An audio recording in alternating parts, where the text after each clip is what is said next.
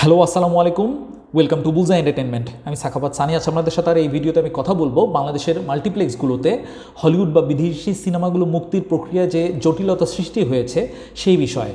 আপনারা যারা আমার মতো অনেকগুলো বছর ধরে বিদেশি সিনেমা বা হলিউড সিনেমা মাল্টিপ্লেক্সগুলোতে দেখে আসছেন, তারা এই ব্যাপারে অবশ্যই অবগত যে গত বছরের মোটামুটি মাঝামাঝি সময় থেকে বা আরও প্রিসাইসলি বলতে গেলে জুলাই বিপ্লবের পর থেকে এই আমাদের দেশে বিদেশি সিনেমাগুলো মুক্তির যে প্রক্রিয়া অনেক জটিল হয়ে গেছে বা মুক্তি অলমোস্ট পাচ্ছেই না সঠিক সময়। এই ব্যাপারটা সম্পর্কে অবশ্যই অবগত আছেন। আমি জানি সবাই এই ব্যাপারটাতে নিয়ে কোনো মাথা ঘামাচ্ছেন না। অনেক দর্শক আছেন যারা হয়তো এই 2022-23 সালে পরাণ, হাওয়া বা প্রিয়তমা এই ধরনের সিনেমাগুলো দিয়েই মাল্টিপ্লেক্সে যাওয়া শুরু করেছেন বা সিনেপ্লেক্সে যাওয়া শুরু করেছেন। তো তাদের কাছে হয়তো এই এক্সপিরিয়েন্সটা যে নিয়মিত হলে গিয়ে হলিউড সিনেমা দেখা, এটা হয়তো আগেও চর্চা ছিল না, তাই তারা হয়তো এই ব্যাপারটা অতটা আমলে নিচ্ছেন না। বা তারা হয়তো এভাবেও ভাবতে পারেন যে কই দেশি সিনেমাগুলো তো ভালোই চলছে, কি দরকার বিদেশি সিনেমা আসার। তো তাদের জন্যই বলছি। তো এই ব্যাপারটা বুঝতে হলে আসলে আপনাদেরকে একটু পিছনে যেতে হবে যে বাংলাদেশে মাল্টিপ্লেক্সের যাত্রা শুরু হয় স্টার সিনেপ্লেক্সের হাত ধরে। তো স্টার সিনেপ্লেক্স 2004 সালে যাত্রা শুরু করে এবং তাদের প্রথম প্রদর্শিত মুভি ছিল হচ্ছে স্পাইডারম্যান 2। ওর পর থেকে কিন্তু তারা একই সাথে হলিউড সিনেমার সাথে সাথে দেশি অনেক সিনেমায় কিন্তু তারা সময়ে সময়ে মুক্তি দিয়েছে। যেমন ওই সময় মনের মাঝে তুমি, মোল্লাবাড়ির বউ, হৃদয়ের কথা, মনপুরা, তারপরে এর পরবর্তীতে শিকারী নবাব, আয়নাবাজি, ঢাকা অ্যাটাক, এরকম অনেক সিনেমাই কিন্তু তারা সবসময় হলিউড সিনেমার সাথে মুক্তি দিয়ে আসছে। কিন্তু 2022 সালের আগ পর্যন্ত, 2022 সালের যে পরাণ হাওয়ার যে ফেনোমেননটা হলো তার আগ পর্যন্ত কিন্তু কখনোই দেশি সিনেমা নিয়ে সিনেপ্লেক্সে, আমি সিনেপ্লেক্সটা বারবার এই জন্যই বলছি যে বাকি যে ব্র্যান্ডগুলো আছে সেগুলো সিনেপ্লেক্সের মতো এত পপুলারিটি পায় নাই। তো এই সিনেপ্লেক্সে এর আগে কিন্তু কখনোই দেশি সিনেমার জন্য এতটা বেশি হাইপ লক্ষ্য করা যায় না, যেটা লাস্ট হয়তো 2-3 বছর ধরে আমরা দেখতে পাচ্ছি। তো আজকে যে সিনেপ্লেক্সের মাল্টিপল ব্রাঞ্চেস হয়েছে, এটার ক্রেডিট কিন্তু কোনোভাবেই দেশি সিনেমাকে দেওয়া যায় না, কারণ কনসিস্টেন্টলি দেশি সিনেমা কিন্তু এই মাল্টিপ্লেক্সগুলোতে দাপায় বেড়ায় নাই এতগুলো বছর ধরে। এই সিনেপ্লেক্সগুলো কিন্তু সবসময় এক ধরনের নিশ অডিয়েন্স যারা হলিউড সিনেমা দেখতে পছন্দ করে তাদেরকে কিন্তু কেটার করে এসেছে। এবং সবসময় যে হাইপ থাকাটা বা জমজমাট যে আবহ থাকাটা, এটা কিন্তু সবসময় হলিউড সিনেমা দিয়েই হয়েছে, কারণ তারা হলিউড সিনেমাগুলো দেন অ্যান্ড দেন মুক্তি দিত। সারা বিশ্বে যে সময়টাতে মুক্তি পেত সেই সময় কিন্তু হলিউড সিনেমাগুলো মুক্তি পেত। স্পাইডারম্যান 2 দিয়ে তাদের যাত্রা শুরু হয়েছে, এরপরে কিং কং বিশাল ব্যবসা করেছিল, তারপরে পরবর্তীতে ট্রান্সফর্মার বলেন, এরকম আরও অসংখ্য সিনেমা রয়েছে, ম্যান অফ স্টিল রয়েছে। তারপরে এমসিইউর যাত্রা শুরু করার পর থেকে তো সবকটা সিনেমাই বলতে গেলে তারা মুক্তি দিয়েছে। দি অ্যাভেঞ্জার্স, তারপরে আসলে তাদেরকে আর কখনোই পিছিয়ে ফেরত তাকাতে হয় নাই। বা ইনফিনিটি ওয়ার বা এই এন্ড গেম, এই সময় তাদের টিকিট নিয়ে যে পরিমাণ হাহাকার দেখা গিয়েছে সেটা এক ধরনের ইতিহাস হয়ে গেছে। যারা ওই সময় এগুলোর সাথে জুড়ে ছিলেন তারা অবশ্যই সেটা মনে রাখবেন। তো যেটা বলছিলাম যে আজকে এত ব্রাঞ্চেস হয়েছে বা দেশি সিনেমা যে এত ব্যবসা করছে, এটার পিছনে কিন্তু এই এতগুলো বছর ধরে হলিউড সিনেমা যে মুক্তি পেয়ে আসছে বা দর্শক মাতিয়ে আসছে, এটার অনস্বীকার্য অবদান, এটা কেউ অস্বীকার করতেই পারবেন না। হয়তো আপনারা অনেকে নয়া দর্শক হয়েছেন, এই জন্য পাঁচটা হয়তো আপনাদের অনেকের খেয়াল নাই। এবং এখন যারা বলছেন যে হ্যাঁ দেশি সিনেমা চললেই হবে, বিদেশি সিনেমা চলার কি দরকার, তাদের জন্য বলছি যে দেশি সিনেমা এই বছরের যে 2টা ঈদ বাদে, আপনারা যারা ট্রেন্ড ফলো করছেন একটু খেয়াল করে দেখেন তো, এই 2টা ঈদ বাদে সারা বছরে দর্শক মাতানো বা দর্শকদের আনতে পারে হলে এরকম সিনেমা আর কয়টা মুক্তি পাচ্ছে আপনারা দেখেন। ঘুরে ফিরে কিন্তু ওই 2 বছরে বছরে এই 2টা ঈদেই কিন্তু সিনেমা আসছে এবং দর্শক যাচ্ছে, মোরলেস দর্শক যাচ্ছে, দর্শক হচ্ছে, তাদেরও কিন্তু ভালো একটা ব্যবসা হচ্ছে। কিন্তু আপনি ব্যবসায়িক পার্সপেক্টিভ থেকে চিন্তা করেন যে আপনি ধরেন একজন ব্যবসায়ী, যে সেটা যে কোনো ক্ষেত্রেই হোক, আপনার আপনার প্রতিষ্ঠান সেটা আপনি ভাড়া নিয়েছেন, সেটার আপনার একটা কস্ট আছে, ভাড়া আছে, ইউটিলিটি বিল আছে, সেখানে আপনাদের স্টাফের বেতন দিতে হয়। তো আপনি জাস্ট বছরে 2টা ঈদে আপনি ব্যবসা করলেন আর সারা বছর আপনার এখানে কোনো বিক্রি হচ্ছে না, কোনো ব্যবসা হচ্ছে না, কেউ আসছে না। তো আপনি কিভাবে ব্যবসাটা সাস্টেইন করবেন বা আপনি গ্রো কিভাবে করবেন? এই যে এত ভালো একটা ব্যবসায়িক প্রসপেক্ট যে তৈরি হচ্ছে, আপনারা কি চান না যে দেশের অন্যান্য জায়গায়ও এই সিনেপ্লেক্স হোক? কতদিন আর এমন ব্যাপারটাই থাকবে যে শুধুমাত্র আমরা যারা ঢাকাতেই আছি তারাই শুধুমাত্র এই সিনেম্যাটিক এক্সপিরিয়েন্সটা উপভোগ করতে পারবো, প্রিমিয়াম কোয়ালিটির একটা এক্সপিরিয়েন্স পাবো, দেশের অন্যান্য মানুষরা দেখবে না? তো সেটা কিভাবে হবে? আপনি বুকে হাত দিয়ে বলতে পারেন যে আমাদের ইন্ডাস্ট্রির বর্তমানে এই সময় যারা সত্যিই ফলো করেন বা যারা কিছুটা জানেন, আমাদের ইন্ডাস্ট্রির কি এই সময় এই দমটা আছে যে বছরের 12 মাসে এরকম 12টা ব্লকবাস্টার বা হিট সিনেমা তারা উপহার দিতে পারবে, যাতে সারা বছর ধরে বাজার চাঙ্গা থাকবে? আশা তো আমরা করি, আমরা সবাই আশা করি, কিন্তু আশা করলেই তো হবে না। বাস্তবতাটা হচ্ছে যে আমাদের ইন্ডাস্ট্রির এখন সেই দমটা নাই। আগামী কবে আসবে সেটারও কোনো সম্ভাবনা নাই, সেরকম সম্ভাবনা দেখতে পাচ্ছি না, কারণ সবাই গাদাগাদি করে ঈদের সময়টাতেই সিনেমা মুক্তি দেয়, তো সেগুলো মোটামুটি 2-2.5 মাস চলে, তারপর কিন্তু হল ফাঁকা।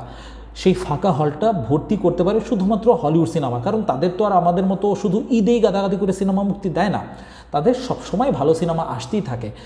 তো একমাত্র সিনেপ্লেক্সগুলো বা মাল্টিপ্লেক্সগুলো ভালো ব্যবসা করা বা গ্রো করার একমাত্র উপায় হচ্ছে, হ্যাঁ, প্রথম উপায় তো হচ্ছে দেশি সিনেমা, আরও অনেক ভালো ভালো সিনেমা, ব্যবসা সফল সিনেমা মুক্তি দেওয়া, বাট সেটা যেহেতু আপাতত দৃষ্টিতে এই সিনারিওতে কোনো সম্ভাবনা দেখতে পাচ্ছি না, তাই এই সিনেপ্লেক্সগুলো বাঁচিয়ে রাখার একমাত্র পথ কিন্তু হলিউড সিনেমাগুলো মুক্তি দেওয়া, এবং সেটা যথোপযুক্ত সময়ে এতদিন ধরে যেভাবে হয়ে এসেছে।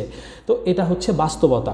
এখন কথা হচ্ছে যে সমস্যাটা কোথায় আমি নিজেও আসলে জানি না। এই রিসেন্ট টাইমে যে স্টার সিনেপ্লেক্সের যে জ্যেষ্ঠ বিপণন কর্মকর্তা মিসবাউদ্দিন আহমেদ, তিনি একটা বিবৃতি দিয়েছেন যে আসলে সরকার মহল থেকে কোনো সমস্যা না, এটা আসলে বিদেশি সিনেমা আমদানির প্রসেসের নাকি কিছু জটিলতা আছে, সেটার জন্য মুক্তিতে বাধাপ্রাপ্ত হচ্ছে।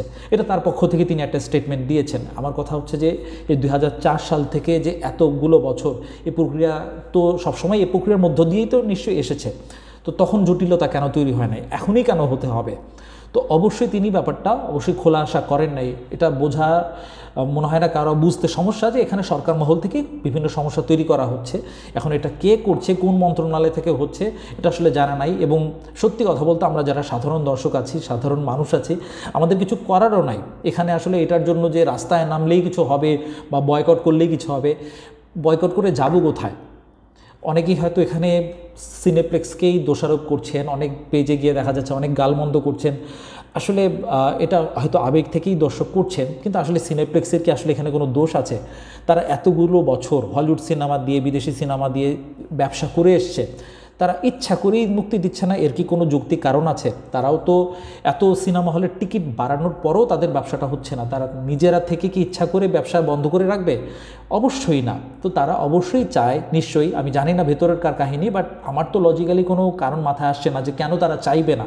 অবশ্যই তারা চায়, কিন্তু হয়তো আমাদের মন্ত্রণালয় থেকে, তথ্য মন্ত্রণালয় থেকে বা যেই জায়গা থেকে আমদানির অনুমতি মেলে, সেখানে হয়তো শক্ত কোনো শর্ত জুড়ে দেওয়া আছে, এগুলোর কারণে মুক্তি পাচ্ছে না। সো এখানে আসলে আফসোস প্রকাশ করা ছাড়া আমাদের কোনো আসলে উপায় নাই।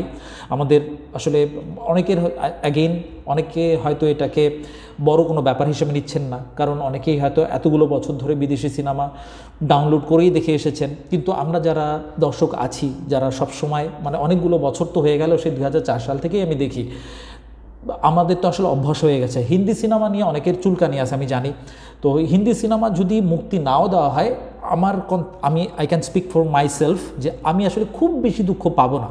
পেলে ভালো হতো, কিন্তু দুঃখ পাবো না এই জন্য যে হিন্দি সিনেমা আসলে বহু বছর ধরে ছোটো বেলা থেকে টেলিভিশনে বা কম্পিউটারেই দেখে এসেছি, বাকি জীবনটাও কাটিয়ে দিতে পারবো। কিন্তু 2004 সাল থেকে একটা এত লম্বা টাইম ধরে একটা অভ্যাস হয়ে গেছে যে বড় বড় হলিউড সিনেমাগুলো মুক্তি পেলে তখন আমরা দেখতে পাই, মজা পাই, ওই দিনে গিয়ে উপভোগ করতে পারি।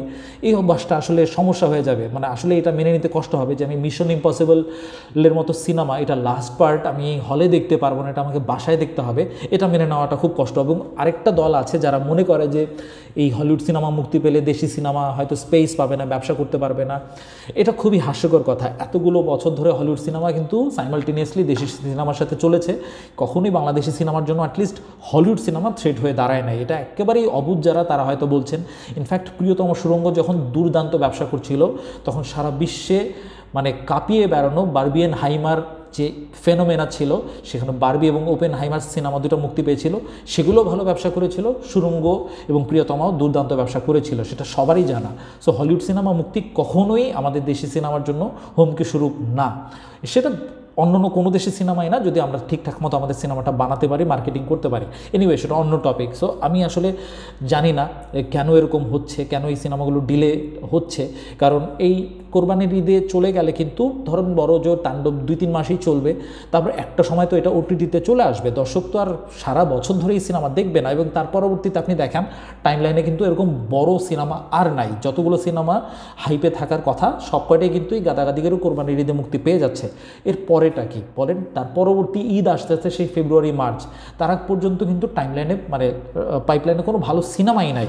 তো কীভাবে চলবে, কীভাবে মাল্টিপ্লেক্সগুলো গ্রো করবে? বা আপনারা যারা দেশের বিভিন্ন রিমোট কর্নারে আছেন, তাদের জেলাতে যে এই মাল্টিপ্লেক্সের আরও ব্রাঞ্চেস তৈরি হবে, কীভাবে হবে বলেন?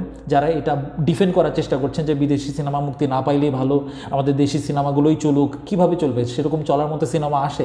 জয়ের একটা সিনেমা আসছে, কয়জন আপনারা গিয়ে দেখছেন বলেন? খুব তো দেশি সিনেমার সাথে থাকতেছেন। যাই হোক, এই আফসোস প্রকাশ করা ছাড়া আর কিছু নাই। আর আপনাদের কি মনে হয় এই ব্যাপারটাতে কোন জায়গাতে আসলে সমস্যাটা? অনেকে ফারুকীকে দোষ দিচ্ছেন, ফারুকীকে আসলে এটার জন্য দায়ী সেটাও আমি জানি না, হয়ে থাকলে খুবই দুঃখজনক। কারণ তিনি সিনেমার দর্শক, সিনেমার একজন নির্মাতা, সেই হিসেবে তিনি দর্শকদের অনেক কাছের একজন মানুষ হওয়ার কথা, দর্শকদের পালসটা তার বোঝার কথা, কিন্তু সেরকম তো কোনো কিছু তার পদক্ষেপে দেখতে পাচ্ছি না। আর যদি তিনি দায়ী না হয়ে থাকেন, তাহলে কে দায়ী হতে পারে, বা এই অবস্থাটার জন্য আসলে কে দায়ী, এই প্লিজ কমেন্ট সেকশনে জানাবেন। ভিডিওটি ভালো লাগলে লাইক ও শেয়ার করুন। এই চ্যানেলে এরকম কন্টেন্ট আরও দেখতে চাইলে এই চ্যানেলে সাবস্ক্রাইব করে আমাদের সঙ্গেই থাকুন। আপনারা সবাই ভালো থাকুন, সুস্থ থাকুন, নিরাপদে থাকুন। আল্লাহ হাফেজ।